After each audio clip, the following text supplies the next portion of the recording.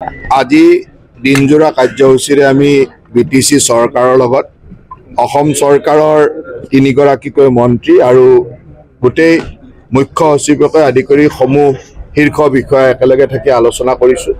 আপোনালোকে জানে যে বিটিচিত বহুকেইটা নতুন প্ৰকল্পৰ কাম আৰম্ভ হ'বলৈ গৈ আছে। কোকৰাঝাৰৰ পৰা গেলেপুলৈকে ৰেল লাইন হ'ব আৰু অহা জানুৱাৰী মাহত আমাৰ মাননীয় প্ৰধানমন্ত্ৰী ডাঙৰীয়াই ইয়াৰ শুভ উদ্বোধন কৰাৰ কথা আছে। সেই সম্পৰ্কে আমি আলোচনা কৰিছো। ৰূপসী বিমানবন্দৰৰ উন্নতিকৰণৰ বিষয়ে আলোচনা কৰিছো।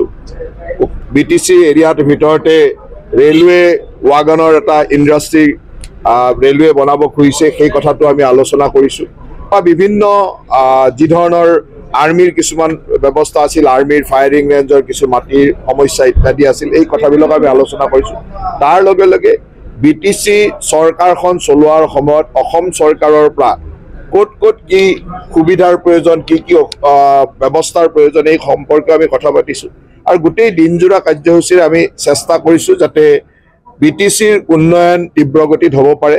হাগ্ৰামা মহিলা ডাঙৰীয়াৰ নেতৃত্বত নতুনকৈ চৰকাৰ গঠন হৈছে আৰু অসমৰ মাননীয় মুখ্যমন্ত্ৰী হিমন্ত বিশ্ব শৰ্মা ডাঙৰীয়াই বিচাৰে যে বিটিচিৰ এক নতুন ৰূপত উন্নয়ন হওক, চাৰিও দিশৰ উন্নয়ন হওক।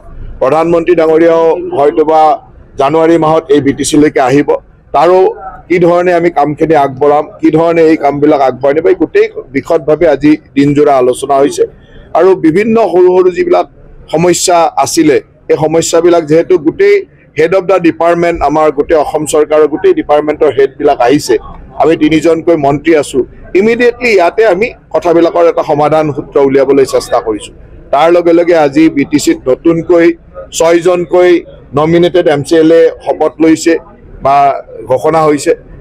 মই ভাবোঁ যে খুব সুন্দৰভাৱে বিটিচিয়ে কাম কাজখিনি আগবঢ়াই লৈ গৈছে আৰু আমিও অসম চৰকাৰে যিমান দূৰ পাৰোঁ একেলগে সবলভাৱে কাম কৰি বিটিচি অঞ্চলৰ উন্নয়নৰ কাৰণে চেষ্টা চলাইছোঁ। আপুনি বিচৰা বাতৰি পাব কেৱল নিউজ 18 এপত। নিউজ 18 এপ ডাউনলোড কৰিবলৈ স্কেন কৰক এই QR কোড।